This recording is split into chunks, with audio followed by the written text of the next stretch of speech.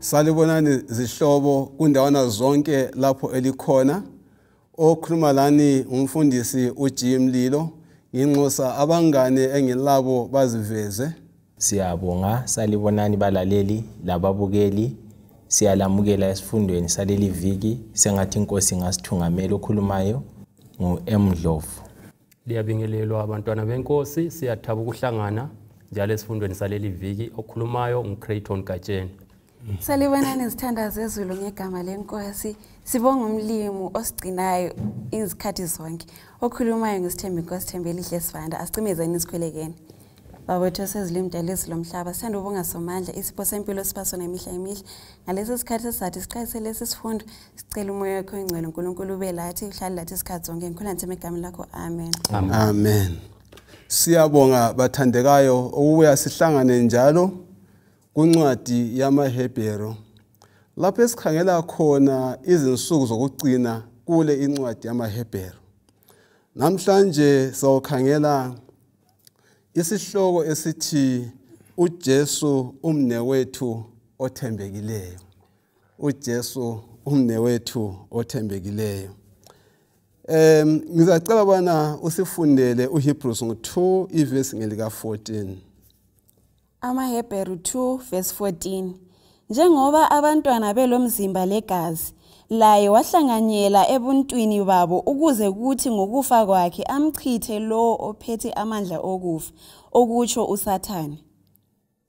Ange ngizwe lapha ukuthi nxa sikhangela le indinyana yokufundwa ngekhanda kuyini esekufumanayo. Ngakho ke njengoba abantwana behlanganyela inyama legazi, laye uqobo wahlanganyela khona lokho, siyizwa isithini livesi ngamafitshane. Kodwa ngiyananzela ukuthi vele sawuhamba ngayo size siyephutsha izifundo zonke. Khathesi sizwa isithini. Siyabonga mfundisi. Alright. Esikuthola lapha ukuthi i-memory text indinyana yokwaziwa ngekhanda ihlisivezele ukuthi uJesu ungumfowethu oseduze kakhulu. Iyaxhumanisa le ndaba esivele esikhuluma ngayo kusifundo salesi kwaleli khotho ukuthi abantu laba babe ngabantu ababe phakathi kohlupho. So abantu ababe phakathi kwama challenges. Nxa kulento umuntu ayidingayo, nxa iphakathi kohlupho, abantu abathembekileyo ukuthi bamncedise. So lapha siyavezelwa ukuthi uJesu ungumfowethu oseduze kangaka. Siphakathi kwezenhlupho ezinenge ezehlukeneyo emhlabeni, silo Jesu ongumfowethu oseduze kakhulu. Oseduze kakhulu. Siyabonga. UNdlovu ufuna ukukhuluma. Now maybe yukuba ingxenye. Yeah. Kusukela ekuqaleseni kwevesi lapha ithi abantwana bayahlanganyela bayingxenye yegazi nenyama. Ungahamba kuScience uzazwisisa ukuthi ekudalweni komntwana esiswini esukela esasemncane ekhula igazi nenyama lakho kuyenze njani kuyakhula. Ngakho ke uJesu uhlanganyela abe yingxenye yethu njengabantu ukuze afinyelele thina abantu, azwisise thina abantu, asindise thina abantu. Ngakho ke yikho ke isifundo sanamhlanje sizasichasisela ngokujulileyo ukuthi ngokuhlanganyela lokho, ngokuba yingxenye lokho kutshoni umfowethu. Right. Siyabonga. Ufuna ukukhuluma Masibanda? Nalapha umfowethu uthe ekhuluma bemfikela ngomcabango wokuthi ngibona uJesu okhuselayo. Okwenza ukuthi aze athi lapha uzohlanganela labantu. Ngoba wayefuna ukuzonjani ukuzokhusela. From isifundo lesane sesifunde last week kade sithi indodana enjani ethenjisiwe ukuzokhusela. Alright. Njana usichilo isifundo sesikhangela uvikele phela besingani siyame kakhulu kuHebrews 1 indodana ethenjisiwe. Lamhlanje nxa siqala nginanzela kulokuqathanisa thize okuveza ukuthi ufowethu lo uJesu ungumfowethu ngayiphi indlela. Ungakhangela uHebrews 1 ivesi lika 3 uvezwa eyindodana kaNkulunkulu umbusi wezingilosi. Uyeqeye ku chapter 2 uhlangana laye futhi indodana kaNkulunkulu, kodwa lapha usesenzwe waba ngaphansi kwezingilosi. Yabona indaba. Ngaphansi kwezingilosi wathatha isimo somuntu lakho konke umuntu ayikho khona ubuthakathaka bomuntu kuze kube ngaphi sekufeni. Lokho kusivezela ukuthi uthatha ngxenye bani ukubana abe yingxenye yethu. Ufunde futhi uHebrews 1:5 le esifunde ngayo kuvikela iphele othena wena uyindodana kabani yami nginjani ngikuzele. Yena nxa eyindodana kaNkuluNkulu ku chapter 2 uvezwa futhi enjani engumfowethu. Uthi lina lingabafowethu utsho njana uJesu Kristu. Ku Hebrews 1:8 kusiya ku12 ubaba umemezela amandla okubusa kwendodana lesihlalo sakhe esingaphakade. Ku Hebrews chapter 2 uJesu uvezwa njengomuntu umpristi omkhulu olesihawu lothembekileyo. Kulapho olesifundo sethu lamhlanje esiveza ukuthi uJesu ungumnewethu olomusa othembekileyo kodwa efuze ubaba osekhaya. Akumfundele uLeviticus ngo25 ivesi ka25 sizabona 47 no49. Asiqale ngo25 verse ka25. Leviticus. Maybe in summary. Kuya ekuthini singakhangela ezulwini ubukhosi bukaNkuluNkulu. Sikhangela ubungcwele basezulwini. Bese sikhangela lapha ubuntu loluntu lwabantu emhlabeni. uJesu ubuya abe lileli ohlanganisa ubungcwele basezulwini lehumanity lokuba ngabantu bethu. So ngakho ke thina njengabantu silobudlelwano layo uJesu Kristu nezulu futhi linobudlelwano layo bani uJesu Kristu kuzo zonke izigaba. uJesu Kristu nguye ohlanganisa zonke izigaba lezi. Njengalokho sibona ukuthi uHebrews 1 uveza kuhlangothi lobuNkulunkulu bakhe. KuHebrews 2 usesiza esethinta ngapha ebuntwini bakhe. Yes. Akasifundele kathesi uLeviticus 25 verse ka25 lo 27. Weqe uye ku 47 uyegcina ngo49. Verse 25. Uma omunye wakini esebe ngumyanga eseze ethengisa okunye kwempahla yakhe isihlobo sakhe kasize sihlenge lokho osokuthengiswe ngumuntu wakibo. 27. Kabale imali elingana leminyaka leyo kusukela impahla leyo ithengisiwe abuyisele imali eyasalayo kulowo muntu ayemthengisele ebese thatha impahla yakhe. Uye ku 49 uye up to 49. 47. Uma owezizweni kumbe umuntu ohlezi phakathi kwenu okwesikhatshana enotha kuthi owakini abe ngumyanga azithengise kowezizweni ohlala phakathi kwenu loba kolilunga lomdeni wezizweni ulokhu elalo ilungelo lokuhlengwa emva kokuzithengisa kwakhe omunye wezihlobo zakhe angamhlenga. 49. Umalumakhe kumbe umzawakhe loba esinye isihlobo sakhe singamhlenga loba uma enotha angazihlenga yena ngokwakhe. Right, lapha nxa silalele ngubani olamandla okuhlenga umuntu. Nxa silanda siyayizwisa ukuthi ithi yona ngesikhathi sika Moses kwabekwa umthetho ukuthi ungaba ngumnyanga kakhulu into zokuhambele kubi ungathengisa impahlo lazo. Nxa ulokho kusiba kubi ngamandla uzithengise lawe. Nxa usuzithengisile uza kuhlala ebugqilini lobo okweminyaka emingaki engu50 yonke. Kube sokusithi khona isihlobo eseduze sibe sesinganjani esingakuthenga. I50 years yile esithi thina ijubilee angithi ake lingitshela kuntsheleni GATSHENI lapho ukuthi kathi ijubilee yona ngayichaza ukuthi nxa ifika umnyaka wejubilee kwenzakalani ngayo. Siyabonga mfundisi. Umnyaka wejubilee kulapho okwakusenzakala lokho ukuthi abalezikwelede izazikhanselwa ukuthi umuntu wayesale ngelasikwelede. Lamacala ayenjani ayesulwa. Umuntu wayesala semsulwa. Ngitsho lempahla ezazimlahlekele ngokuthengisa ziyabiselwa kuye. So zonke izinto ezazingezakhe engakathengisi kumbe engakabe yisigqili konke kubiselwa kuye. Alright. Siyabonga. Now engulanda lapha athi njengoba iminyaka yayimningi kangaka yokulinga nxa umuntu ezithengisile ngaliminyaka iminingi kakhulu yokulinda umuntu wayehlengwa njani njalo wayehlengwa ngubani? Maybe okwenza umuntu abe phakathi kwalolu hlupho wenziwa yikuswela, wenziwa zinswelo. So phakathi kwenswelo lezi ezikhona kudingakala isihlobo esiseduze ukuze simfinyelele. Vele emdenini nasezimulini abalaleli bazavumelana lathi ukuthi kukhona vele okudinga isihlobo esiseduze.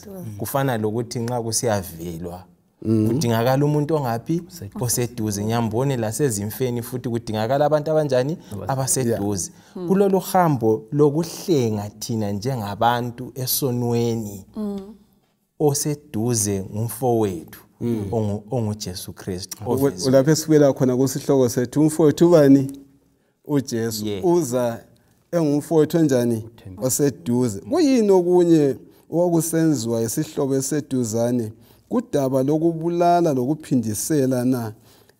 Kuyini ayekwenza okunye kwangikhona? Singakhangela le ndinyana ukufunda kwekhanda mbone kuyahambelana kwaphana. Kuyini ayekwenza?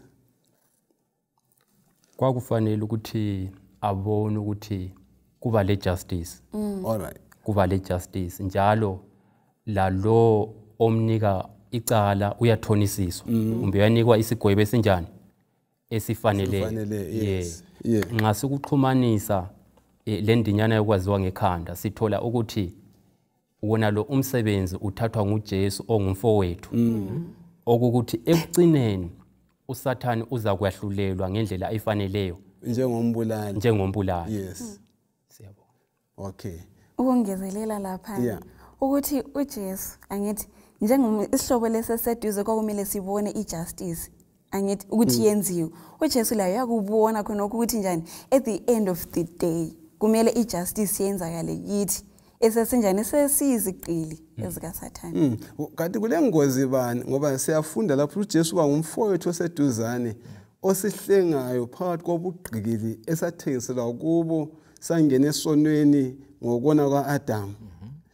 Kule ngozi bani uma sibalekela khonokho na esakwenzelwa nguJesu Kristu ubalekela amaqiniso anje okuzwisisa ukuthi ungumhlengi wethu umnewethu oseduzane?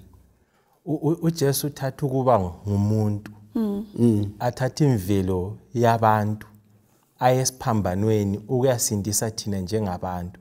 Ngezinye indlela ufisa ukusibisela ezithembisweni zakhe, ufisa ukusibisela empilweni enaphakade.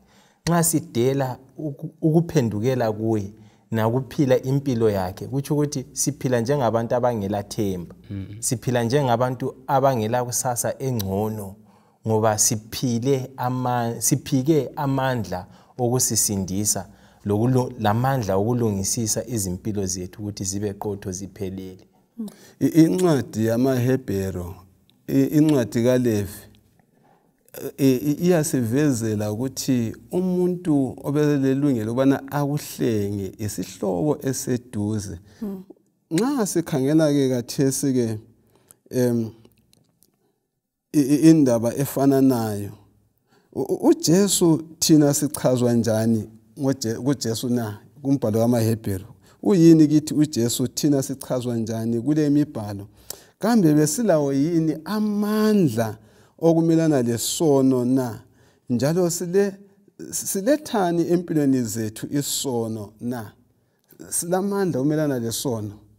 Silethani ini isono? Ngomfaniso kaLeviticus wona usuzothengisa lempahla yakho wazozithengisa lawe. Ngithi ke uJesu uyini? Okay, siyabonga mfundisi.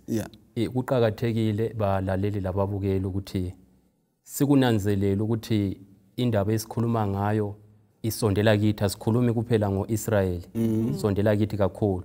Ngokungena kwesono uAdam lo Eva lathi sonke siyinzalo yakhe kukhona okwasilahlekelayo. kukhona okwasilahlekelayo, salahlekelwa impilo, salahlekelwa isimilo sikaNkulunkulu. Zonke lezi zinto kufana lalokho okukuthengisa nxa umuntu sephakathi kwani kohlupho. Kumkhumbuza indaba kaIsau loJakobe wathengisa ubuzibulo ngenxa yohlupho olwalunjani. So uJesu uyeza njengomfowethu lapha ukuthi lezi zinto ezasilahlekelayo phela sisaba izigqili ngenxa yani yesono. Njengomfowethu oseduze osizwisisayo weza ngokufa kwakhe esiphambanweni sokweneliseka kathe sesakhululwa ebugqilini ngenxa yokufa kukabani kukaJesu esiphambanweni. Kanti isono vele silethana empilweni zethu. Isono siletha ukufa. Yes, Romans 6:23 isithetho siletha njani? Ukufa. Ukufa. Asekuveze lapha ukuthi thina kasilamandla phezulu kanjani kwesono. Yikho uPaul esithana lokho engifisa ukuthi nganya kwenza kangenjani kangikwenza. Kuveza soba ukuthi sinjani sizigqili sidinga umfowethu kanjani oseduzane. Yeah, oseduzane. Kambe uKristu useduze kangakanani kuwe na? Ngumbuzo kumele sizibuze thina sodwa ke manje. Seduzane kangakanani kuwe na? Yena enguNkulunkulu kakumnyangisi ukuthi athi kithi bafowethu. Njalo kuqakatheke kangakanani ukuba lenkambo ebanzi ngokukholwa kuye na? Kambe uKristu useduzane kangakanani lezimpilo zethu? Njengalokho engumfowethu useduzane kangakanani lezimpilo zethu? Ngibona ngani lokhu umlaleli munye ngamunye engazibuza awe aziphendule. Ingazi ubona thina sithini kulo mbuzo. Ngokuqakatheka kuba seduzane kaJesu. Uvele ungaba seduzane njani loJesu Kristu? Into ekhona ke lapha esivezelwayo ukuthi uJesu uvele uyisihlobo sethu esiseduze. Kukithi balaleli lababukeli ukuthi sikwamukele lokho kumbe sikuphike ukuthi uJesu isihlobo sethu. uJesu kaforce. Nxa ngifisa kumbe ngikuvuma ukuthi uJesu isihlobo eseduze kumele ngimlalele. Ngimvumele ukuthi anjani angikhulule ebugqilini besono. Kuthi ukuthi angisaphile ezonweni. Sengimlalela konke akukhulumayo. Ngibambalele lithi lona yena kalamanhlono ukuthi akubize wena kunye nami uthi lina lenjani lingabafowethu. Yes. Lingabafowethu. Andi siyakwazi ukuthi ngelesana isikhathi abafundi baJesu Kristu uJesu sebuyele ezulwini okubiza igama kaJesu Kristu kwakubulalisa kwakuyangisa. Kodwa yena uthi lina lingabafowethu enguNkulunkulu enjalo. Maybe nginakana lokho isindilo ukuthi kwesinye isikhathi enkambweni yethu yokukholwa lezi gaba lapho esizehlukanisa khona lo Jesu. Bese sibona ngani uJesu ngowa next door. Kumbe uJesu ngwabadala bebandla. Hayi uJesu ngwabafundisi. Kumbe uJesu ngwalabo abakhuleka ku prayer band. Ikanti isifundo sanamhlanje siyasivezela ngokucacileyo ukuthi singaba lobudlelwano obuhle layo uJesu. Useduzane kangaka ukuthi abe ngumfowethu. Sibe lobudlelwano obuhle laye ngalokho asenzele khona emthini waseCalvary. Ukusihlenga ekakhulu umfowethu weza ukuzosinjani ukuzosihlenga phakathi kobuyanga besono. Isono esilethe ihlazo ezimpilweni zethu. uJesu waza ukusiphakamisa ukuze sizuze impilo engcono enaphakade. Onyangotholayo lapha mina mbona olunye uthando lumangalisayo ukuthi yena ethi enguKristu abuyazo njani azosihlenga lapha ukuthi uthanda izoni hayi ikwini isono enguNkulunkulu engumfowethu njalo abuye ukuthi labana abamkhafuleleyo athi ngikuthanda unjalo ngoba I'm your brother. Kukangakanani thina abantu okumele sifanane laye ngenye indlela kasithiyanga odakeni lobugqili besono. Alright, sisiyabonga ke. Akusifundele uHebrews 2 verse 11. Verse 11. Ngoba lo owenza abantu babengcwele kanye lalabo abenziwe babengcwele ngabendlunye ngakho uJesu kakumyangisi ukuba athi ngabafowethu angazi GATSHENI tuyizwe sithini livesi ithi labo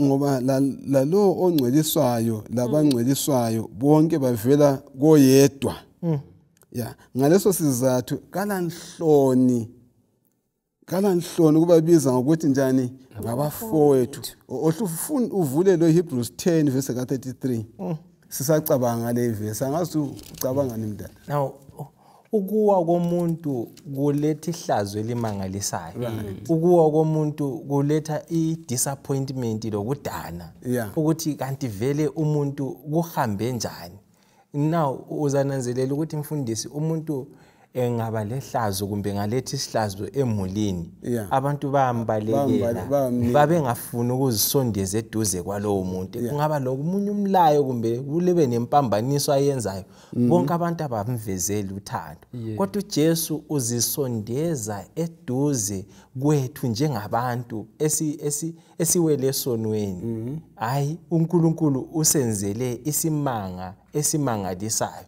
ngalokhu akwenzileyo ngoba kalamanhloni nathi futhi akumelanga sibe namanhloni ngaye so uthando lwakhe ngithanda indlela kubeke ngakhona singafaka umfanekiso womuntu lwana oyabe ebhode town ongelandawo yokulala odla amabhini lwa iqiniso ukuthi asoqiniso ukuthi kalazihlobo izihlobo zikhona but kazifuni kunjani zingambone sithi thutshu zihle zithi zilale ngekhona kodwa isono lokho esiyikho khona siyedlula khona ukuyana ukuyangisa sikubona ebantwini bona abana abadla emabhini but uJesu kayangeki ukuthi azisondeze kithi abe ngumfowethu so yinto ethintayo kakhulu abona uHebrews 10 verse 33 uyaqinisa lokho elikhuluma ngakho akasibalele njalo Verse 33 ngezinye izikhathi lenziwa umbukiso wokuhlanjazwa lokuhlukuluzwa kwathi ngezinye izikhathi lamanyana lalabo ababephathwa kanjalo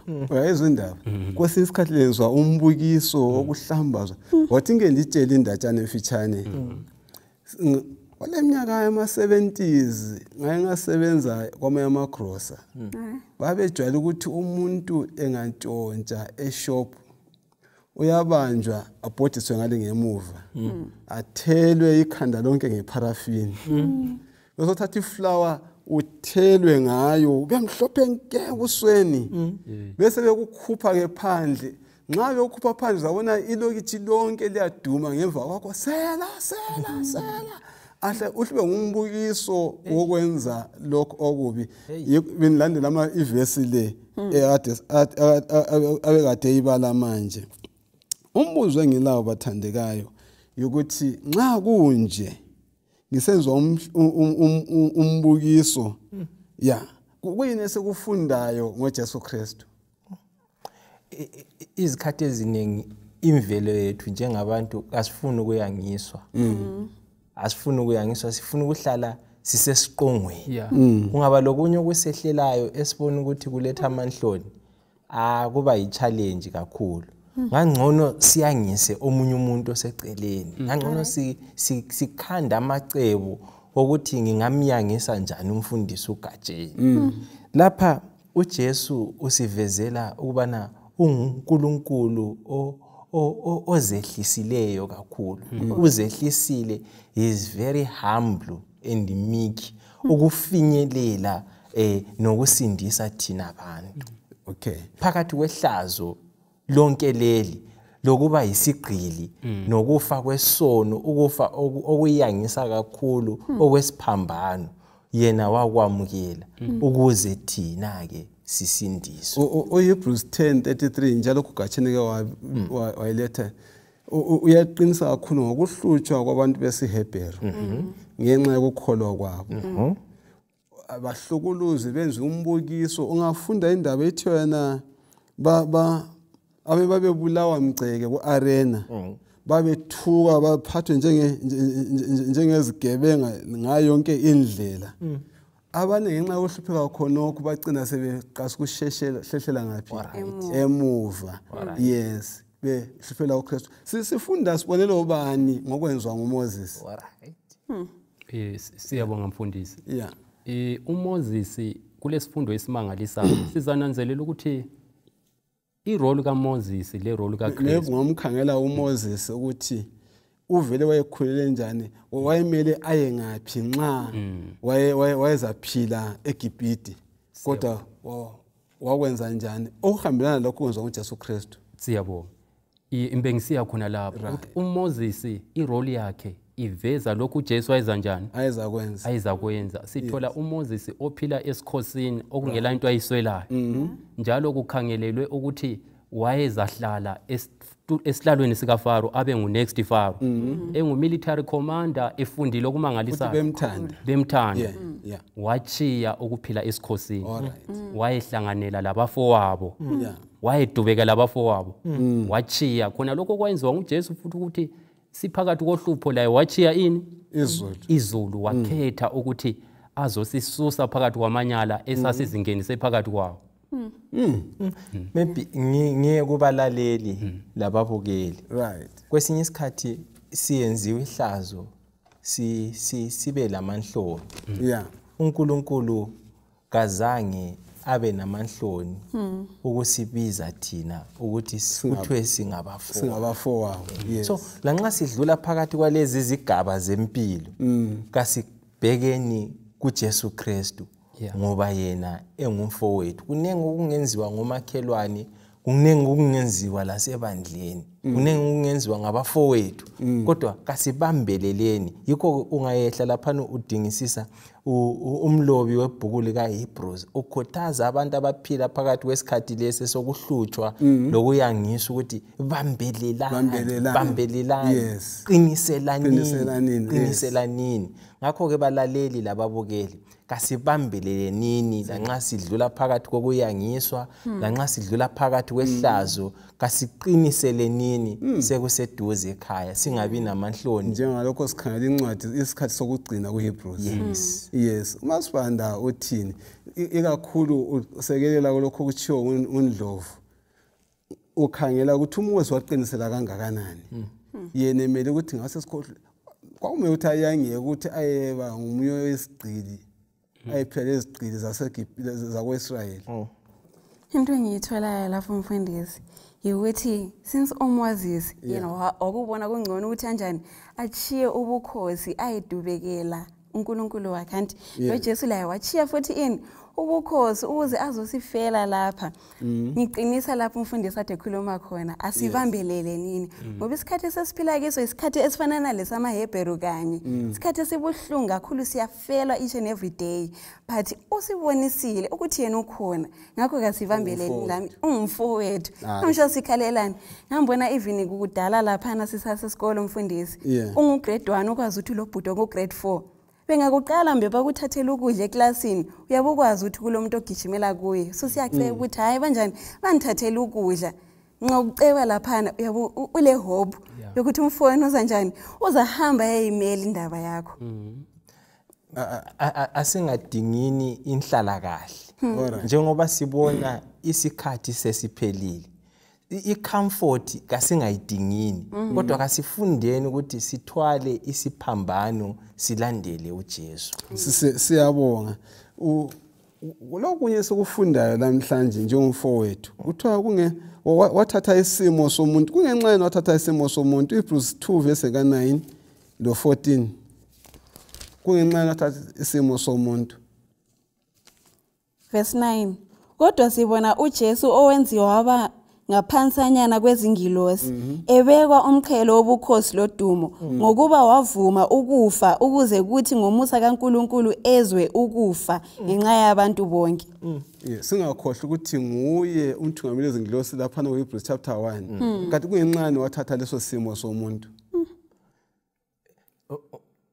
Uthatha isimo somuntu ukuze amele abantu ukuze amele umeli wabantu kumele amele abantu esesimweni sabantu. Kulento ethathekisayo nxa sikhangele khona lapho esesikhona kathesi uJesu wathatha isimo somuntu wezwa bonke ubuhlungu esingena phakathi kwabo njengabantu kodwa konanga kazange wangena esonweni, so kavumelanga ingqondo yakhe yabuswa kuyini isono. Wasetha i-example kithi ukuthi kuyaphileka emhlabeni umuntu enjani engoni, kodwa hathi ngawethu amandla kufanele ukuthi samukele lawo mandla kubani kuNkulunkulu, njengoPawulo othi yena akuseyimi ophilayo kodwa uKristu usephila ngaphi kimi. So uJesu wasitshengisa ukuthi lanxa siphila phakathi kwezinhlupho, phakathi kwama-challenges, izinto ezisikhalisayo, kuyaphileka umuntu engoni, kodwa nxa lowo muntu emukela ubani uNkulunkulu ngokupheleleyo. Xa ngikuzwa kuhle mfundisi Gatsheni uthi wena wathatha isimo somuntu ngokuba igazi lenyama, nothi ngokwehluleka njengabantu silokwehluleka thithi. Funa singathi wathatha isimo somuntu sesingacabanga ukuthi uJesu laye wayesehluleka, wayenamaphutha. Hayi, wathatha isimo somuntu ngokuba inyama legazi. Lapho kwehluleka khona uAdamu wokuqala, uJesu Kristu weza njengoAdamu wesibili, wanqoba ubuthakathaka bokuba ngumuntu. Okay, ngeyindlela ndizwa lisithana sibona umuntu ecwile ngaphi, egalula esonweni. uJesu waganga ukuthi asisindise sezulwini khona ngaphi, kwamele angene emuntwini njalo kuthi ukuthi abe ngumeli wethu, abe yes kwamele adayivele phakathi kwamanzi abe manzi nje ukuze asisindise. Enye into eqakathekile emfundisi lapha ukuthi isikuzwisise njengabalaleli lababukeli ukuthi uJesu wayengumuntu ngokupheleleyo. Wayengumuntu, abanye abantu sebengathi angithi lwana wayenguNkulunkulu. Hayi, wazehlisa wathatha isimo somuntu, okuyikuthi thina izinto ezisilingayo lazo zazingamlinga anqotshwe, kodwa wanqoba esesimweni somuntu eyilokho esiyikho khona kathesi. Wakhala, Jesus wept, wakhala laye njengathi njengabantu. Njalo wehlelwa yindlala elingwa esezilingweni, kutsho ukuthi konke okuseduzane lathi laye uJesu futhi kwakunjani, kwakumehlela njengomuntu. Nasekufeni kwasesiphambanweni, nasekufeni kwasesiphambanweni lo Jesu laye wafa njengoba thina sinjani, sisifa njengabantu. Ake sikhangele lokho, akusifundele uHebrews 2 verse 10 uyeqe uye ku17. Verse 10, ekuletheni amadodana amaningi enkazimulweni kwakufanele ukuba uNkulunkulu yena ozinto zonke zikhona ngenxa yakhe langaye enze umsunguli wokusindiswa kwabo aphelele ngokuhlupheka. Aphelele ngokuhlupheka. Nxa uthiwa aphelele ngokuhlupheka yena enguNkulunkulu umsindisi wethu, kusho ukuthi uJesu engaphelelanga kuyini esingakuthola kukhonokho? Aphelele ngokuhlupheka kutshoni khonokho? Ngikuthola lapha mfundisi ukuthi uJesu vele uphelele. Ngithi sikhuluma ngoJesu inkosi yethu lapha, owayevele enjani ephelele. Ngakho from umuca lo esiukhulumile ukuthi aphelele ngokuhlupheka, ngithola ukuthi lapha uJesu wayethola irole yokuthi abe yini, abe ngumsindisi. Hayi ukuthi wayengaphelelanga ngoba vele enjani uphelele. Okay. Maybe aspect yokuphelele evezwa lapha ingaba ukuthi uNkulunkulu sesimbonile, uJesu sesimbonile ebuye ethatha isimilo lesimo sokuba ngumuntu. Esimweni sokuba ngumuntu kehlulwanga izilingo, kanqotshwanga nguSathani, kodwa waphuma enjani, enqobile, ephelele. Yikho ke ungabuyela esifundweni seviki elipheleleyo sivezelwa yena engumfanekiso qho kaNkulunkulu, kodwa engumuntu, eyinyama nomphefumulo. Ukugcizelela lapho mfundisi ekuphelelisweni, izinhlupho uJesu adlula phakathi kwazo zayenza ukuthi irole yakhe eyokuba ngumsindisi lokuba ngumeli wethu izwisiseke kakhulu, ngoba umela abantu abadlula phakathi kwezinhlupho, la wadlula phakathi kwezinhlupho, abavivinywayo izinhlupho zomhlaba la wadlula khona, abachaywayo lababotshwayo la wadlula khona. So nxa thina isesimela kathesi kuzwisiseka ngcono, ngoba njengomfowethu wadlula khona. Kuchiyana lo muntu yabemi laphana ekhuluma engenzi njengokhochi webhora, ukuthi yabekhuluma enza so yenza so, kwesisikhathi la ukuhlohla angayihluleka, but uJesu wayenza konke lokho, wadlula phakathi kwakho wabona ukuthi hayi kuyaphileka ukuthi umuntu kuyeneliseka ukuthi aphile ngale indlela ngoba yena wakuzwa khona lokho. UNdlovu uthena uJesu wakhala. uJesu wezwa indlala. Thina siyafelwa. uJesu wakubona unjani okufa uphamise isandla lapha ufuna ukuthi bengifuna ukufithizela le imica elethwa ngumfundisi uGatsheni lapho ukuthi uJesu ngokwakhe ekupheleleni lapha uzathola ukuthi uba ngumhlatshelo futhi ekucineni umhlatshelo onjani opheleleyo ngenxa yokuphelela kwakhe ezinhluthweni ezinhluphekweni zonke lezi edlule lokho ephelele uba ngumhlatshelo futhi ekucineni umhlatshelo opheleleyo njalo ukulunga ukufunda ngenkambo yalapha yokuhlupheka emhlabeni ukwethembeka uNkulunkulu ukufunda ngama experiences adlule kiwo ngapi emhlabeni yikho ke phakathi kwezinhlupho senziwa lathi siphelele ngiyabonga bengisathi ngithi mina kubalaleli akusiqinise ukufunda ngokuphelela ezinhlupheni kaJesu Kristu siyangena phakathi kokufelwa siyagulela ngabe sibathandayo kube lezi ngozi ezisehlela nje mahlayana konke lokhona kusilethele imbuthi kanti kungenxa yani kodwa singazwisisa esikwenzele ngumfowethu kuyasiqinisa abana sibambelele esikhathini sokugcina uJesu asithule semlindele amen.